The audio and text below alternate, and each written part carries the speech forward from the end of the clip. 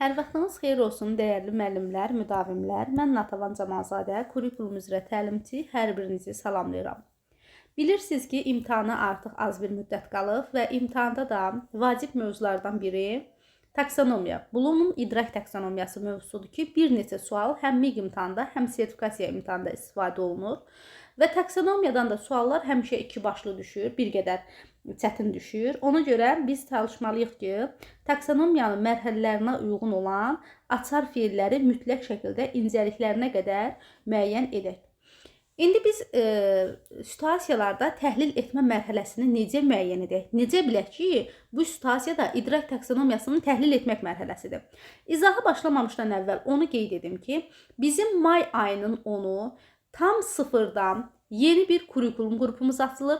Həm MIQ müəllimləri üçün, həm sertifikasiya müəllimləri üçün xüsusi bir cədvəl proqram hazırlamışıq ki, bu proqram üzrə dərslərimizi keçəcəyik. Siz bu zaman dərsləri dərindən öyrənmiş olacaqsınız və yalnız bir dəfə ödəniş ödəməklə həm MIQ müəllimləri, həm sertifikasiya müəllimləri cəmi bir dəfə ödəniş etməklə siz bizim dərslərimizə qoşula bilərsiniz. Dərslər qayd olunur, yenidən izləyə bilərsiniz və biz hər kəsə fərdi yanaşırıq. Hər kəsi tək-tək sual cavab edirik, hər kəsə tək-tək situasiyalar veririk ki, bu situasiyalarda siz analiz edirsiniz, təhlil edirsiniz. Yəni, dərslərimiz yüksək keyfiyyətlə tam metodika çərçivə sənədinə uyğun olaraq keçirilir. Cəmi bir dəfə ödəniş etməklə siz bizim MIQ və sertifikasiya qruplarımıza qoşula bilərsiniz. May ayının 10-da başlayacaq. Dərslər haqqında geniş məlumat almaq üçün ekranda gördüyünüz 050 837 0305 nömrəsi ilə əlaqə saxlaya bilərsiniz. Situasiyalara diqqət edin.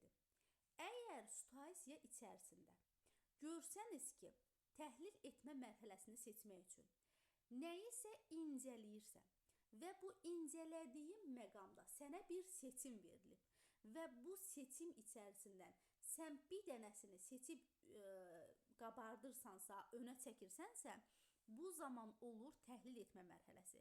Misal üçün, deyirəm ki, 3 dənə qələm var. Masanın üstündə, stolun üstündə 3 dənə qələm var. Bu qələmlərdə ən yaxşı yazanını götürün. Sən birinci qələm yoxlayasan, ikincini də, üçüncünü də. Görürsünüz, neynədim? İncələdin. Qələmi incələdin və bu 3 qələmdən sən birini önə çıxartdın, birini götürdün. Bax, bu zaman olur nə? Bu olur təhlil etmə mərhələsi. Və yaxud da əsəri oxuyursan və sənə 3 dənə atalar sözü təqdim olunur. Deyirsən ki, oxuduğun atalar əsərə aid olan bu atalar sözlərindən birini seç. 3 əsərə aid atalar sözü var. 3 dənə atalar sözü yazılır. Atalar sözü. Sən də əsəri oxumusan. Və bu əsəri oxuduğun əsərə aid, əsərin ideyasına aid sən atalar sözünü uyğunlaşdırmalısan. Deməli, bu 3 atalar sözündən sən birini götürəsən. Görürsünüz, 3-ünü də incələyəsən, amma birini götürəsən. Birini önə çıxardasan ki, bax, bu əsərin ideyasına aiddir. Bu nə olur? Bu olur təhlil etmə. Dedik, birinci nəyə fikir veririk? İndi danışdıqlarımızdan belə qərar çıxartdıq ki, birinci, incələmək. İncələmək, birini önə çıxarmaq. Biri önə çıxır. Buradan bilirik ki, təhlil etmədir. İkinci, nəyə baxırıq? İkinci. 3 dənə sizə açar söz deyəcəm. Bundan sonra təhlil etmə mərhələsini göz yumulu şəkildə seçəsiniz. İkinci, diqqət edirik. Fikri faktlarla əsaslandırmaq. Faktlarla əsaslandırmaq. Baxın, fikri faktlarla əsaslandırmaq, bu da təhlil etmə mərhələsidir. Yəni, sən hər hansı bir fikri fakta əsasən deyirsənsə, bu artıq təhlil etmədir. Hər hansı bir əsərdə sən oxumusan, əsərdəki fakta əsasən sən fikir bildirirsən.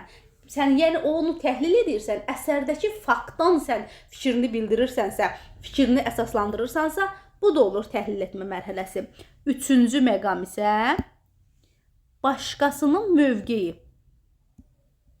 Başqasının mövqeyini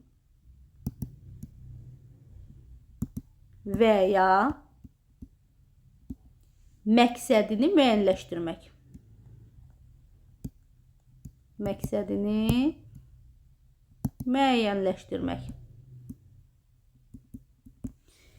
Başqasının. Bəzən kitabda biz bunu müəllifin mövqeyi də görürük.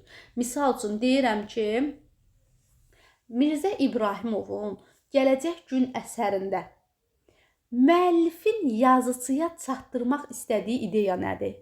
Və yaxud da müəllif burada nə demək istəyir? Müəllifin mövqeyi, müəllifin nə demək istədiyi, sizin nə demək istədiyiniz yox. Müəllifin mövqeyi, başqasının mövqeyini, başqasının məqsədini müəyyənləşdirirsənsə, bu zamanda olur təhlil etmə mərhələsi.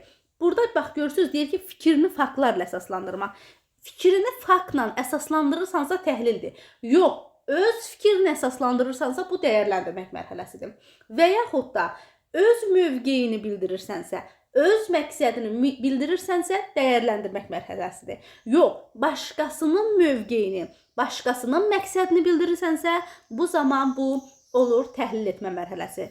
Bu cür sadə izahlardan yararlanmaq üçün həmçinin yəni biz bütün mövzuların sadə dildə video izahları, bütün mövzulara aid geniş situasiya tipli sınaqları işləmək istəyirsinizsə, siz bizim May Surət qrupuna qoşula bilərsiniz. Dərslərimiz həftədə 5 dəfə, 5 günü, hər həftənin 5 günü canlı şəkildə keçirilir. Sağ olun, hər birinizə xoş dinləmələr.